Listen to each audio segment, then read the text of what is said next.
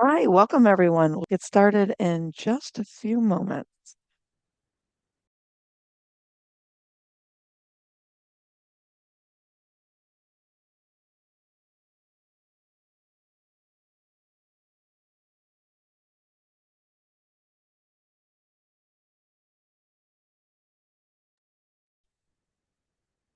Hi, welcome everyone. My name is Sarah Carr, and I'm the Chief Knowledge Broker for Octo, Open Communications for the Ocean. Octo is an NGO that connects ocean professionals to the knowledge and networks they need through our webinar series and our MPA help, EBM help, and ocean plastic list communities.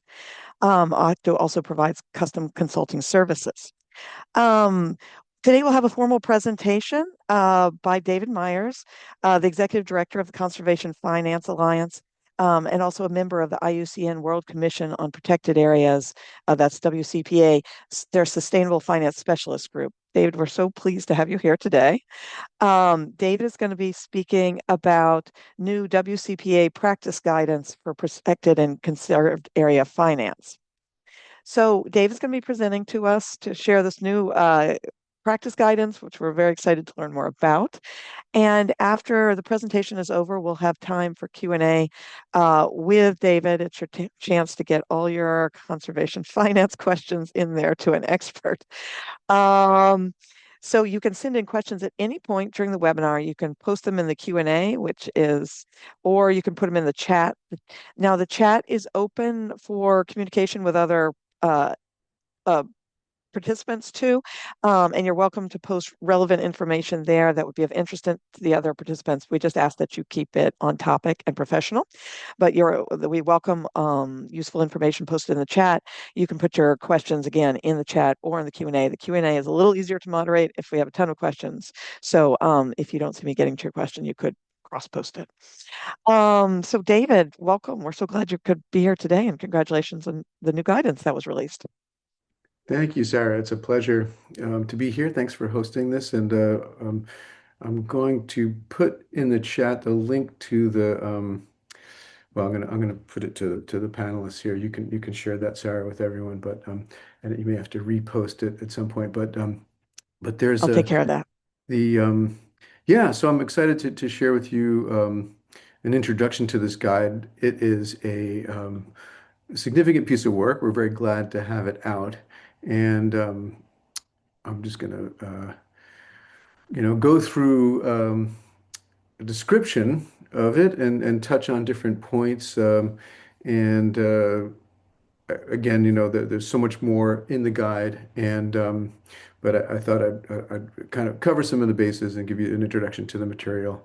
So first off, this has been a collaborative effort by a whole range of people. You can see the principal authors there, but there are also additional fact sheet authors. We had external reviewers and editors, and thanks to those that contributed their time and money to this, as well as, of course, IUCN and everyone. That QR code on the bottom right can be used to to link to the IUCN uh, website that has the download. So again, great thanks to all the supporting actors here. This is just a list of the main chapters. There's also 16 fact sheets that I'll be talking about at the end of the presentation, so we'll go through them as well.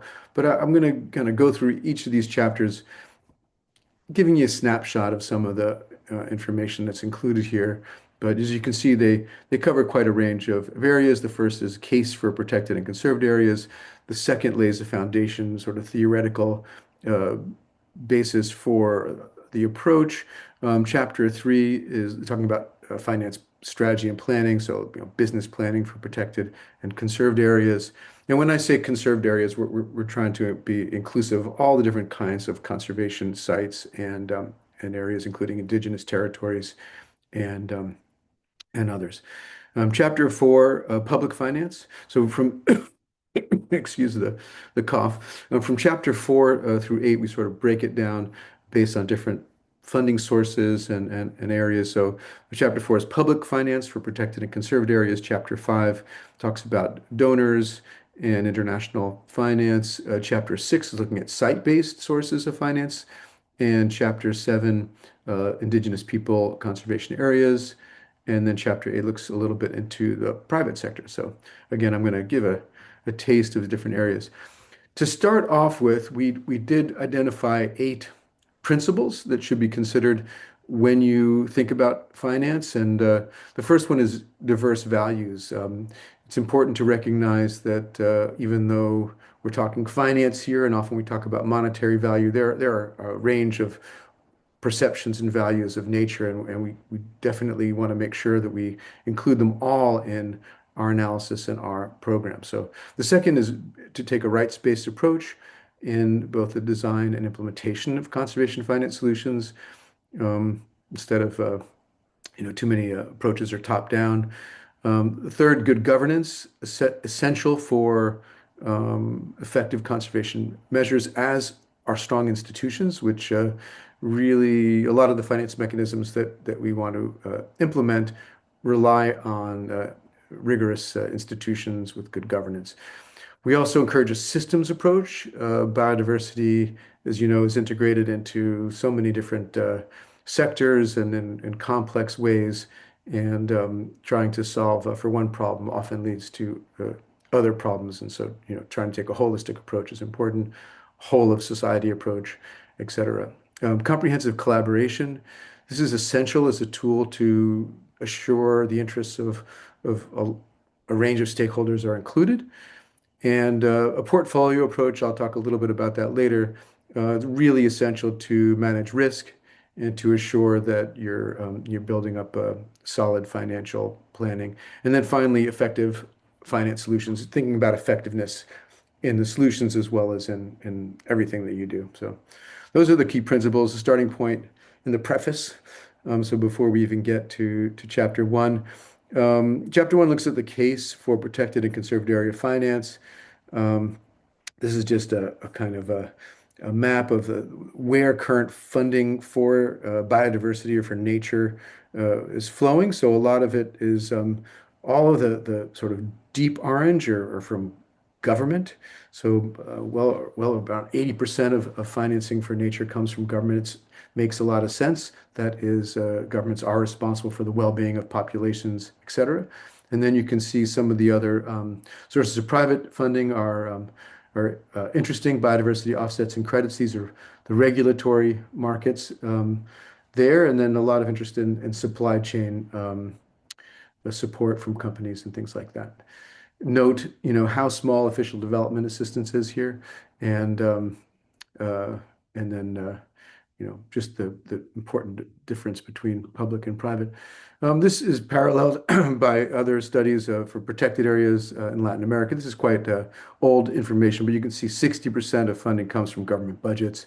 International cooperation contributes to that. Local site-based revenue is only about 11%, and then others. So that is kind of general thing, and what I've covered is really global and dominated for that first graph by developed countries.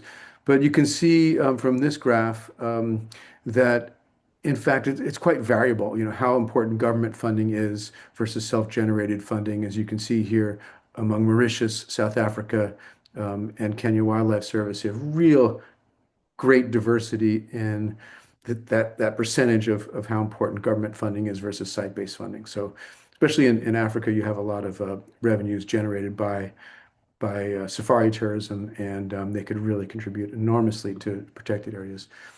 So another point here, this graph, this picture is not in the guide, but I do love it because it shows the protected areas work. Those are the limits of Thai National Park in Côte d'Ivoire, and you can see there's forest inside the park, and outside it's all degraded, right? And the direct benefits have been estimated to be, exceed the cost by at least 5 to 1. That's from work from Waldron and colleagues looking at 30 by 30 plans, generating or safeguarding millions of jobs in tourism, fisheries, and the like, and then of course contributing to carbon emission reductions and the maintenance of carbon stocks. So protected areas work; they're essential. Chapter 2 covers the foundations of protected area and protected and conserved area finance.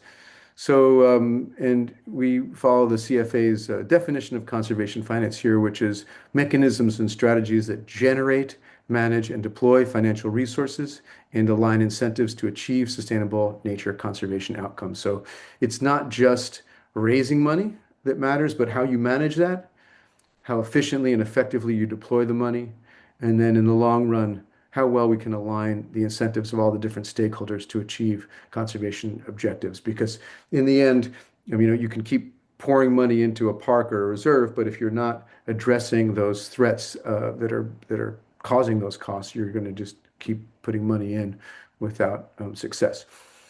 We also go through some of the taxonomy, the approach to finance mechanisms. There's over 160 different mechanisms that have been identified through the biofin approach. There's probably well over, two, 300 mechanisms worth knowing.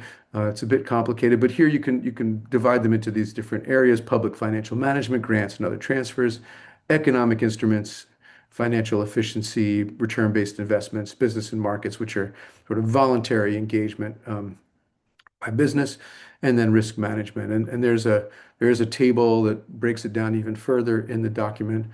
I'm not going to go through this in detail. There are other resources that do, including a website that the CFA hosts called conservationfinance.info, where you can find more information. So into some of the theory, why is it so hard to finance protected and conserved areas? Well, I like this graph. It tries to simplify everything. It's, of course, an oversimplification, but generally humans are short-term and individually focused. We're social animals. We believe in sociality, but market-based systems are really driving us down to the private benefit over the short term. Think about quarterly reporting from companies and publicly traded companies and things like that. What we really want to do is get out here to the tip of the arrow where we're integrating the social benefit or group benefit, and we're thinking about the long term. And that's what protected areas can do. But we really struggle with the push and pull along this curve, and however we can think for the long term and social good, that is where we want to get to. So, a couple of oh, now we're getting to sort of the main guidelines from the guidance here, and there are four main guidelines, and they work sort of around those principles I started out with.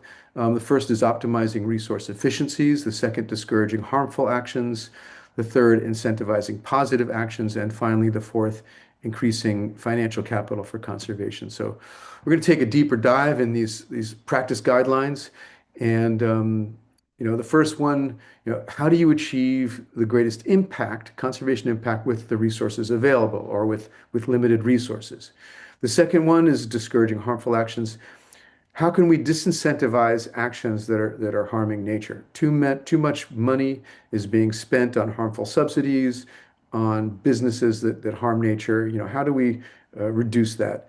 The third is about incentivizing positive actions. And here we want to know how we can align those incentives with stakeholders who might share the same objectives that we have, or how do we get them to have the same objectives? And then again, finally, fourth, increasing that financial capital for conservation. Conservation is underfunded. Protected areas across the board are underfunded. Even in the developed world, there are budget gaps and deficits that really need to be addressed. So let's dive a little deeper into these four areas. So optimizing resource efficiency. This is looking at opportunities to achieve the greatest conservation impact with the limited resources. Are your current planned activities the most likely to achieve your stated outcomes? So do you know what your outcomes are? Are those activities designed to achieve that? Oftentimes we keep spending money on things that we know we've been spending on, like surveillance or things like that. Maybe we need to work more with communities to reduce those drivers. Are there actions that could have greater impact with lower effort or less money? What about the actors who are doing this? Are there ways to outsource or form partnerships to make your goals more achievable and a more efficient structure? So those are kind of some details around that. Discouraging harmful actions. Um, this is because, a lot of the costs in protected area management are driven by the pressures outside, whether it's global or local. And when you do a management plan, obviously you think, how do we reduce those pressures? And finance can be a useful tool. It's an efficient approach. If you can reduce those pressures, you don't have to spend as much money. So generally, this is working under the polluter pays principle. A lot of the tools are based around economic instruments such as fees, taxes, fines, etc.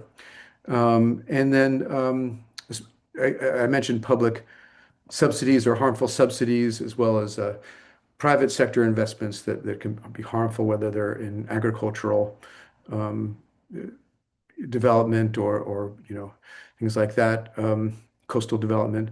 And then just a note on OECMs, they could be a really interesting approach to balance the need for extraction and continued sustainable use of nature with conservation objectives could be an efficient approach. Incentivizing positive actions, identify those key stakeholders. How do you work with them? A range of economic, fiscal, and policy mechanisms here. Key partners could really support you in different ways. So think about how to engage them and work with those partners. And then finally, increasing financial capital for conservation.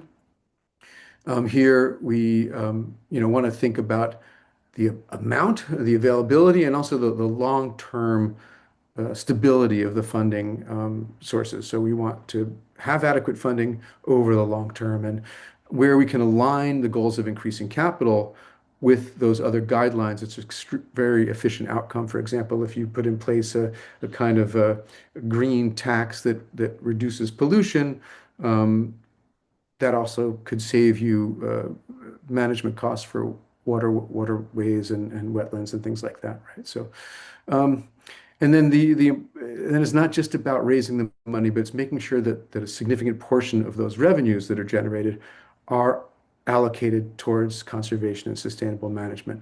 And one final note is that we often think that we need to figure out how to monetize those ecosystem services. Sometimes nature does not need to pay for itself.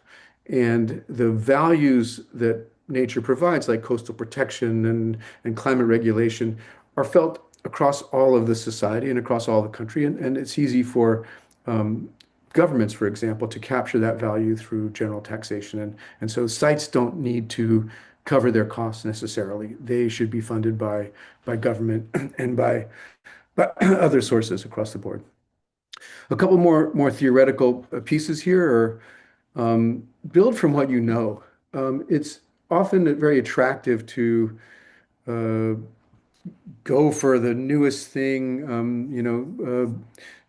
Bonds or debt conversions. Actually, they're not so new, but nature credits or things like that. People jump on these new tools, and some of them are very promising and very interesting. But you're much better off starting from what the existing finance instruments or mechanisms and finance sources that you know. So step one would be, look at those existing instruments and sources. How can you improve the effectiveness, scale, or impact of those? Start there. The next one, maybe you add a few new finance sources. If you've got certain types of donors, maybe you want to expand to others. If you're good at writing grants, build on that. Step three, look at new finance instruments. So once you've expanded your sources a bit, think about new instruments. Build again on what you have. If you have a tourism entrance fee, maybe you want to add a camping fee or a diving fee or something like that to your tourism fee. So you're building on what you have, and then finally look around. There may be other opportunities that you want to bring in. Start from what's available in your country or your region, and make sure that you have the capacity to implement them or bring that capacity in. Um, when you build a portfolio, when you look at a range of different finance tools, it's very hard to navigate through what you should focus on. As building on what I just said in terms of starting from what you know, another framework that is useful is to look at the impact of that finance mechanism against the complexity or cost. So, for example, your high priorities should be those that have high impact and a relatively low complexity or cost.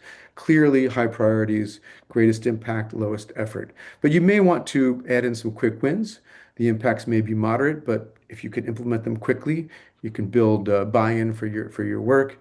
And then you may also want to try some long-term priorities. Some approaches are complex, like debt conversions, but they could generate long-term revenue at significant amounts that make it worth spending the time. And you want to try to avoid these low priority, complicated ones that are not going to have the impact. I mentioned portfolio approach is one of the principles, and there's great value in having a diversity of solutions. No site or system should be dependent upon a limited number of options. So you want a diversity of finance mechanisms, making sure that they add up to something adequate, that you've diversified the different types of solutions so you're not solely dependent on tourism, for example. And then planning. Some, as I say, could be quick wins, could happen quickly. Others may take time. Make sure that you're allocating the right planning to the different solutions. And then integration. Think about how those solutions integrate with your larger objectives for the site, sustainable development or economic development. Okay, that was that was a lot for chapter two. I'm going to cover a few other chapters here. Um, Chapter three is about finance planning and strategies, and we think we should think of finance plans and business plans, for example, to interface with the existing planning that you have, right? So your general management plan of a protected area or a protected and conserved area network, you may want to write a business plan or a finance plan to complement that general management plan. If you look a little bit higher up, government ministries or so may want a finance strategy.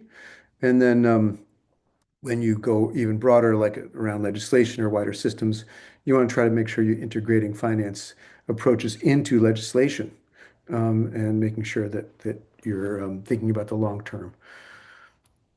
There is a range of resources, and we share quite a few in the chapter on finance planning, but here's a sort of generic approach to how you would do finance planning. And here we would suggest that you start with thinking about preparation and process. And it's really important that the process of finance planning is as important as the end product, making sure that you bring the right stakeholders together. Then you start with the situation assessment. You look at historic flows and where sources of funding have come from, what the sort of legal context is, things like that. Then you define your finance objectives, clarifying what your conservation outcomes are, looking at specific financial needs and financial targets. How much do we need to achieve the conservation outcomes we are trying to achieve?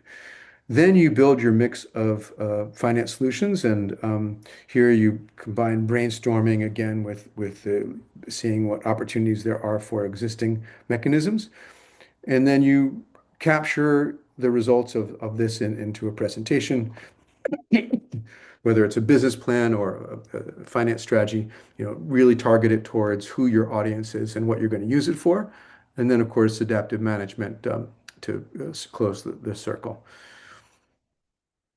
At the site level, you may think about these three levels: diagnosis, response, and delivery. Assessing what the challenges are and the opportunities in the broader landscape. Do your strategic planning for achieving financial sustainability, and then design the frameworks and processes to operationalize those finance solutions. And that's from Emerton and Thihali. Chapter four, now we're getting into the different sources. So public finance, as I mentioned before, public funding is really essential to protected and conserved areas. And why is this? Nature is a public good and it's shared resource. Governments are uniquely situated to capture a lot of the value that nature provides through taxes, fees, fines. They also set the rules of use and allowable damage on nature that can create incentives for private sector and individuals, and it's huge. And then, of course, they are responsible for enforcing or not those rules that have this huge impact. They're also able to think about long-term financial support through, fiscal planning and public budgets, which are sort of annual. They also historically have supported scientific research. Governments tend to set sustainable use quotas, say for fisheries, and they're capable and should be reporting on the effectiveness of different conservation strategies. So, in setting the rules for natural capital, they, of course, enforce those laws and regulations. They define the rights and responsibilities, including recognition and support for indigenous people. And then, as well, of course, governments engage in these international commitments, like the Global Biodiversity Framework, that can incentivize and bring the global community together to achieve their goals. There are a range of tools that governments do have access to: environmental policy laws, regulations, fiscal management, which is hugely important. As I mentioned before, taxes, but also, royalties from resource use, fees, fines, subsidies, both positive and negative. So, reducing those harmful ones, maybe increasing incentives for positive actions, and then setting up market mechanisms like payment for ecosystem services or other kinds of carbon markets and things like that. Um, Oftentimes, governments work through multi-sector collaboration, through public-private partnerships. Of course, everything that has to do with finance goes through financial groups, and then natural capital accounting for longer term goals. Some examples of those market-based mechanisms are like tradable fisheries quotas, as I mentioned, carbon offsetting, but also biodiversity offsets, maybe biodiversity credits, and PES. I want to shout out here to the Biodiversity Finance Initiative, which works at the national levels, really supporting governments. They have a whole process, and there's I think somewhere around 130 countries or so working on or having worked on this biodiversity finance initiative approach. Really interesting area. And every chapter in the guide concludes with a kind of table here that summarizes the four different guidelines. So you see the optimized resource efficiency, discourage harmful actions, and sort of groups the solutions into those categories. It's quite a useful summary. And I'm going to be taking parts of this from some of the other chapters as I go through. So I'm not trying to cover everything. So sorry, this next chapter is international cooperation, donors, and philanthropies. And here we'll look at guideline B here, discouraging harmful actions. So what are some of the tools that we can use donations for? Well, harmful subsidy reform, really complicated activity, something that requires a deep study and building engagement from key stakeholders, especially those that are receiving the subsidies. It's very hard for them to give it up. Policy-based lending, risk screening, banking and investment safeguards, best practices. There's a growing number of guidelines coming out of some of the multilateral development banks and others around nature investing and taxonomies, and so something to keep watching for. Guideline C, incentivizing positive actions. How do you develop and scale up some of these economic instruments? And a great resource is the OECD's PINE database on economic and policy instruments for the environment. Great resource about all the different tools that are being used. Debt conversions could be an area of alignment. Great advances in debt conversions these days, led by TNC, but also a coalition of environmental groups working to advance that across the board.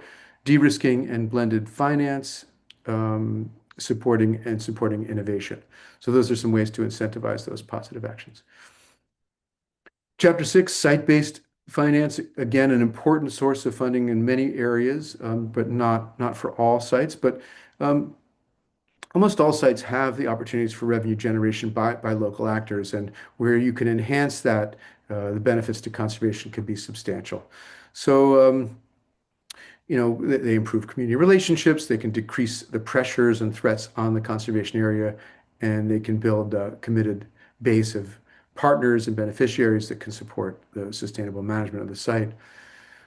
Here, I'm just going to jump to the guideline D, which is increasing financial capital for conservation. And some examples are tourism user fees, so entrance and activity fees, obviously, and also concessions, licenses and permits for hunting, collecting wildlife, non-timber forest products, things like that, boat licenses, fishing, filming, etc. Sustainable use arrangements, oftentimes ranching can be done in a sustained way, forest thinning, etc. Infrastructure and utility easements. A lot of sites generate some revenue from allowing utility poles to be built in their rite of passage, things like that. Payment for ecosystem services, carbon credits, crowdfunding, biodiversity offsets and biodiversity credits, grants, and other donations, of course, but including conservation trust funds, which are a great mechanism in many countries, sponsorships and friend groups, and then local and community livelihoods, businesses, and other revenues. So just giving you a kind of quick example of some of the mechanisms there. Finance for indigenous people and conservation areas. So conservation is achieved when the relationships and uses that have conserved the lands and waters for thousands of years remain intact or are reestablished. Indigenous peoples manage or have tenure rights for a huge amount of area on the planet and have been managing this area for thousands of years. And part of the solution is increasing their ability to continue to manage that area.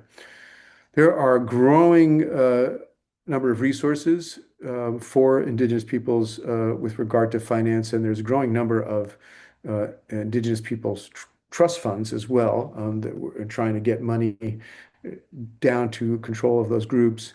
A very interesting area. Some of the sources are listed here, but the document actually has links to these resources and much more information. We're just going to, again, cover a couple of guidelines here.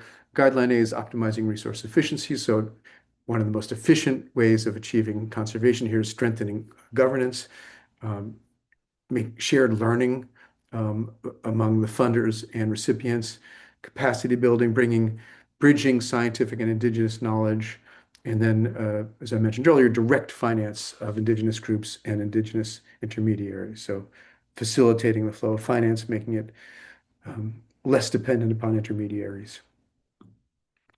Increasing financial capital, supporting indigenous-led funds and intermediaries, philanthropic grants, public funding, of course, is essential, and perhaps as well ecocultural tourism in some areas. So the last chapter here is on private sector finance. And businesses interact with nature in various ways, but they're often broken down into impacts and dependencies. And this is from the Capitals Coalition and Cambridge Conservation Initiative from some time ago. But you have enterprises that impact and depend on nature. There's costs and benefits across that approach. There's these translate into risks and opportunities for those enterprises, also for the private sector and society. And so there's more and more work being done to encourage businesses to track those impacts and dependencies, like the Task Force on Nature-related Financial Disclosure and other approaches. So here's that summary table at the end of that chapter. It covers all the 4 different guidelines, and I'm not going to go into too much detail on it, but I encourage you to have a good look at this chapter. It's very interesting. Again, the private sector historically has benefited from nature without really paying for it, and there's more and more efforts to get that private sector more engaged in funding these activities. Some examples of, one point is that for the private sector to engage, you need revenue. You need some kind of financial flows. Almost all private sector return-based mechanisms require some kind of financial flows, and there are opportunities. So some of them are listed here: ecotourism and other recreational services, carbon and nature markets, trophy hunting, for example, fishing, PEZ, forestry, wildlife-friendly commodities and products, residential agreements. You can imagine residential areas near or adjacent to protected areas, and sustainable products, and of course, as I mentioned before, rights of way, renewable energy, things like that. So, all right, so that was the covered the all the chapters of the guide, the guidelines, and there's also these fact sheets. There are 16 of them, and I'm not going to take the time to go into any of them here, but I'll give you a kind of a quick overview of the first one so that we have some time for Q&A. But you can see they're not intended to be comprehensive in terms of covering all the different mechanisms, but just give a kind of taste for some of the mechanisms that are important and useful. So each fact sheet is structured in this way. It has an overview and key characteristics, how to plan for and implement um, those the tools. In this case, it was debt conversions, the required elements, success factors and risks. Then there's case studies, trends and future directions, and then additional resources and references. So these are really, really helpful. I'm just going to do a quick intro to one of them, entrance fees. This was written by Hugo Van Zyl, and it's got the overview, describes what it is, charge for access, it's most widely used. There's a range of examples. There's this section on how to plan for and implement entrance fees. So it's got the different steps, scoping and feasibility, design and preparation, launch and adaptive management, etc. And then, here's an example of the end part, trends and future directions, engagement of digital and mobile payment technologies, things like that, and then a range of additional resources. So again, intended not to be comprehensive, but to give you a tour and some detail on 16 of these different mechanisms. So with that, I'm going to stop and open it up to questions. And yeah, I look forward to hearing your thoughts. Thank you Sarah, so, over Dave. to you. Yeah, thank you, David. Um, this is a fantastic overview of almost everything conservation finance. So it's a tremendous resource. If anybody has questions, feel free to send them in now through the chat panel or the Q&A. Um, a related question that's come up on some of our listeners before was how can we incorporate the non-economic value of marine resources into financial solutions? Um, when you say non-economic, so like let's say the spiritual value or things like Yes, that, yeah. yes, yes. Yeah, great question. So the because it's harder to these are th harder things to quantify. The approach to do that is to make sure you have the right people around the table when you're designing these mechanisms. So it's really about collaboration and communication and empowering alternative voices that I mentioned in those principles, to look at the additional values of nature and make sure you integrate those into the way you're thinking about the solution, not just the funding, but how money is being used, how activities are being planned. And again, if you have the right people around the table and you're listening to them in the right way, those additional values get incorporated into decisions. And of course, if you don't, if you're only thinking about monetary approaches or, purely quote economic, which is, economic analysis is a very limited way of looking at nature. We need it because it gets us a seat at the table with some of these decision makers in the ministries of finance, but it's a very limited way to look at nature. It's hard to value, you know, even ignoring the spiritual value. It's hard to value all the true value of nature, even for the economy, even where, there are impacts. It's just challenging. And so to rely on that in decision making is going to be limited, and the only way to solve that is to bring all the right people around the table. Okay, thank you so much, David. Um, two questions that have come in. We'll handle them separately. Could you provide any thoughts about financing future marine protected areas on the high seas? All right, what a great question. Um, uh, um, it's a challenge. I think that there have been various ideas that have been thrown out there, like for example, a fee on shipping. All the shipping that goes through. There's a lot of um, let's say, unpaid for benefits in the fishing industry of, all the fishing that goes on in the open seas. I can't see a surcharge on that, but that would also be something that could be used.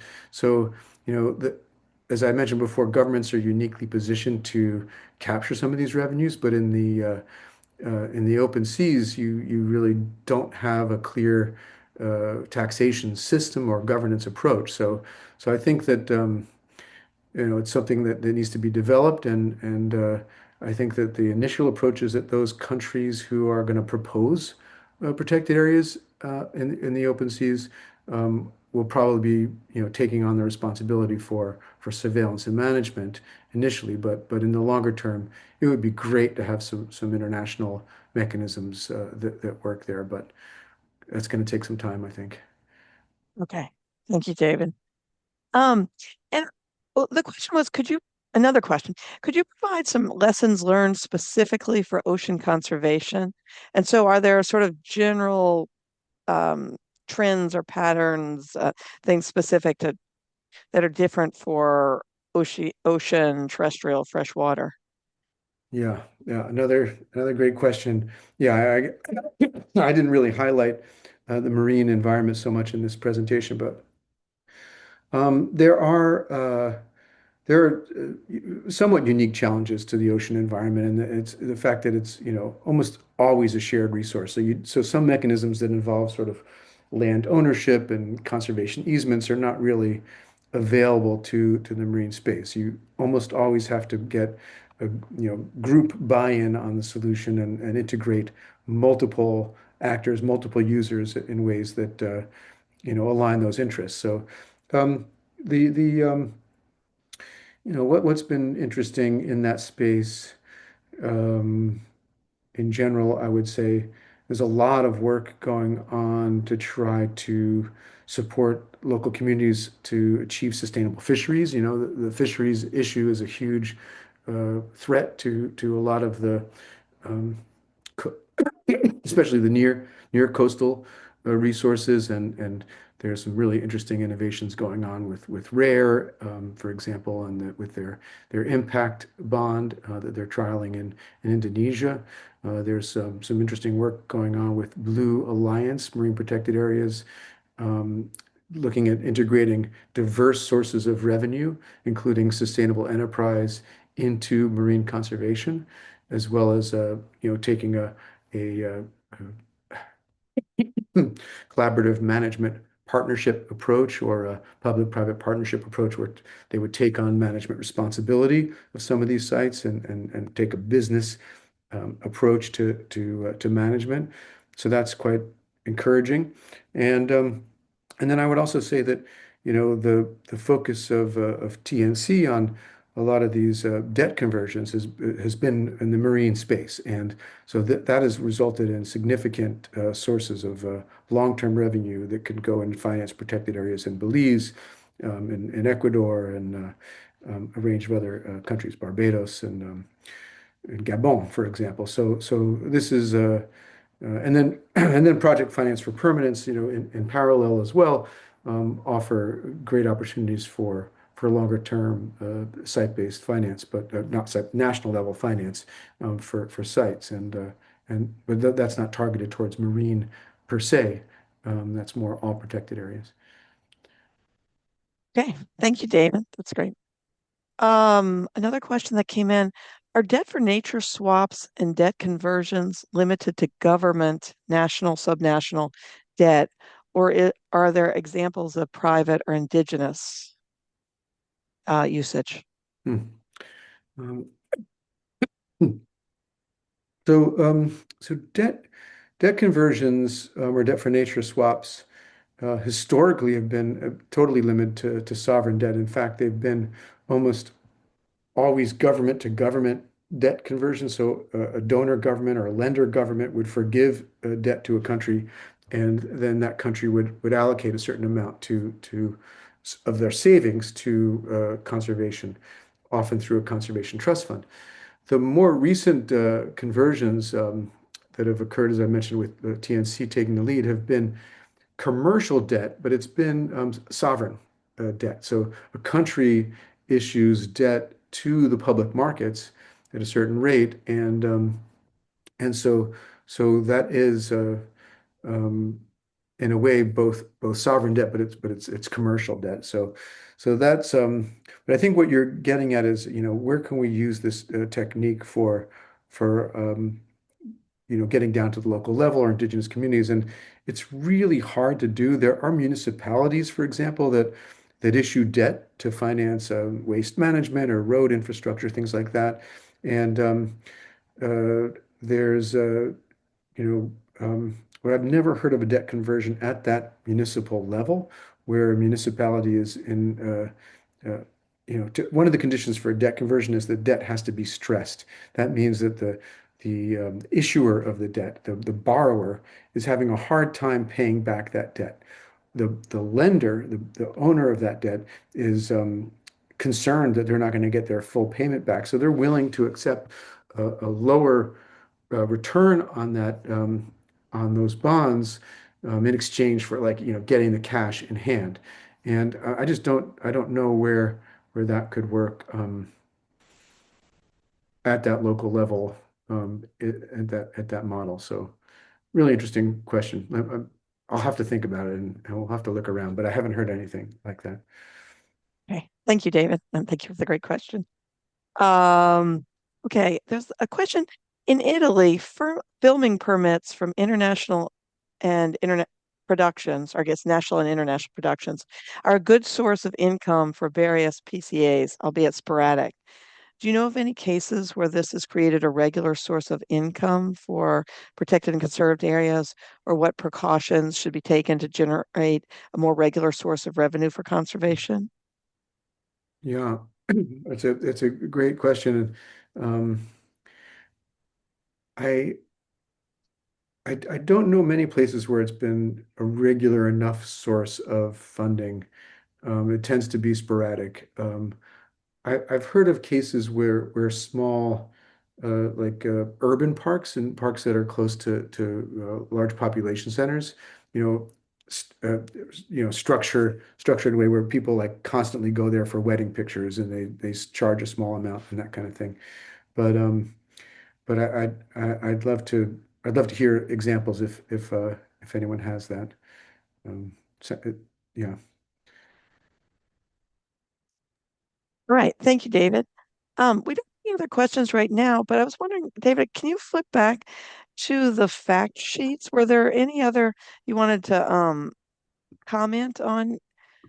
You had said we might not have time, but I was wondering if there sure, was sure, anything else yeah. you wanted to talk about.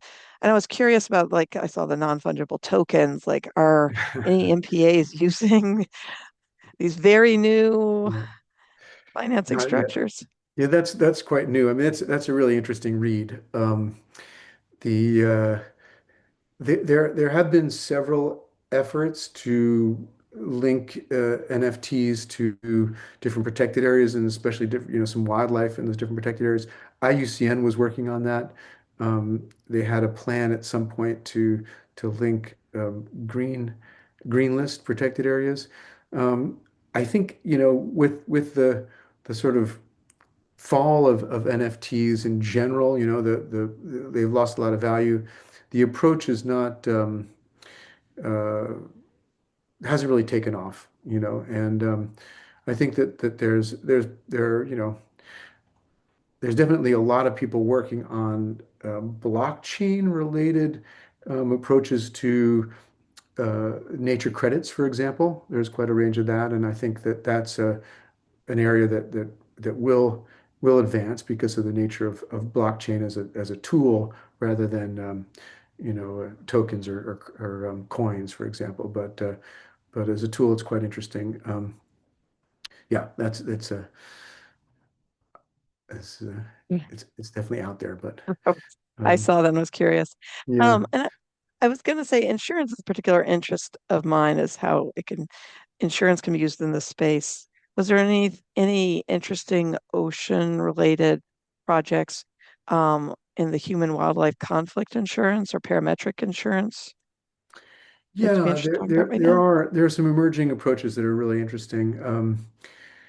So uh, I don't know if everyone's familiar with the parametric insurance. Have you had webinars Uh, on that? we have, but not in the last couple of years. Mhm. So yeah, if It you was go quite, do a so brief parametric insurance explanation. was quite innovative in the insurance industry, and it was really developed around coral reef protection. So, and the idea is that, when most insurance policies, when there's a damage or something that occurs, they have to send in an adjuster, someone that comes in and assesses the economic cost of that damage. If I had uh, a tree fall on my house, and someone came in and he costed out what it would cost to repair it. And the parametric insurance is a way to avoid the delay that results from the need to come in and do an economic assessment of that damage. And it's based on parameters, which is where it gets its name. And so if in the case of coral reef insurance, wind speeds that are like hurricane level or cyclone level are measured at a specific station or whatever at above 140 miles per hour or whatever the parameter is, money is paid. And so you basically purchase a percent, you purchase a certain amount of money based on an annual payment, the premium. And when that event occurs, the money is paid out. There's no adjustment, there's no economic analysis. And so it's really interesting when it was used for coral reef restoration immediately following storms to try to take some of the larger coral reef and refix them so that they maintain their value and continue to grow and don't turn into rubble, which is a real problem. But now it's being used for fisher um, for fishers compensation. So if you're a coastal fisher and you have a very tough storm come in, you can't go out and fish beyond the reef. And so fishers tend to then concentrate on nearshore fishing and overfish the reef, for example. With good days, they would go out and fish beyond the reef for pelagic species. And so this insurance product that's being worked on by the Mesoamerican Reef Fund and others seeks to compensate fishers for lost fishing days and therefore reducing the need for them to go out and overfish the coral reefs. So it's a really interesting insurance. And so that's similar to human wildlife conflict insurance because it's based on sort of damages. That insurance, human wildlife conflict, is almost always going on land, basically, where crops are damaged or um, animals are killed. Um, but I think there's a whole huge opportunity around this coastal fishers insurance. Yeah. Okay, thank you, David. Um, and then, since we have a moment, if you could like talk a little bit about what CFA is doing with the incubator projects. Oh, I'd love to. Thank you, Sarah. Yes. Yes, for those of you who are interested in conservation finance, we do have open call for proposals. The CFA runs an incubator. This will be our fourth round. We're currently running the third round, and we're looking for innovation in conservation finance. It can be a new instrument. It could be a business. It could be, so it doesn't have to be a for-profit innovation. It can be a new policy or something like that. The idea is that it would have significant lasting impact on conservation or raise significant amount of money in the long term. Could be replicable, scalable, um, but we're looking for innovations. And they could be funds, they could be mechanisms, it could be approaches, and we have an open call. Uh, Actually, on Friday, we're going to close the initial window, which is just for feedback. So if you have an idea, you're not sure, but you think it could be interesting, you could just send us that idea for the concept feedback. and then we'll respond to that. And then the full proposals are due December 20th. So uh, Sarah put some information in the chat. Please have a look at that, and we encourage your ideas. Okay. And please share if you can copy and paste from the chat, please share with other colleagues you know who might be interested in participating. We will be sending out this information to our lists, but it might not be by Friday. So we'll do our best. But if you know of anyone who might be interested, this is an amazing opportunity. And it sounds like the third round, the finalists have been selected, and they look incredible. So we'll be featuring those in upcoming webinars in the new year. Some really innovative finance solutions. Yeah, and we've had about half of them have been marine focused, which is really exciting. We're 10 projects right now we're incubating, and five of them have been focused on marine. Yeah. Yeah, fantastic. Um, well, if there's any last questions, you can get them in now. Otherwise, we'll wrap up. David, this was great. Such a great overview. We really appreciate you coming on to share, and we look forward to having you on again to host in a few months about the incubated projects. And everyone who was here, thank you for coming to learn. And you can send in post additional questions you have for our communities at the end in the post webinar survey. But thank you again for being on to learn about this. Any last words, David? No, just thanks, Sarah, so much, and thank you all for your interest and for joining. And please download the document and have a read. Um, it'll put you right to sleep. Perfect bedtime reading. No, it's actually hopefully quite engaging. So enjoy and share. Please share that broadly. Wonderful. All right. Thank you, David. Thank you, everyone. And we hope to see you in future webinars. Bye, guys.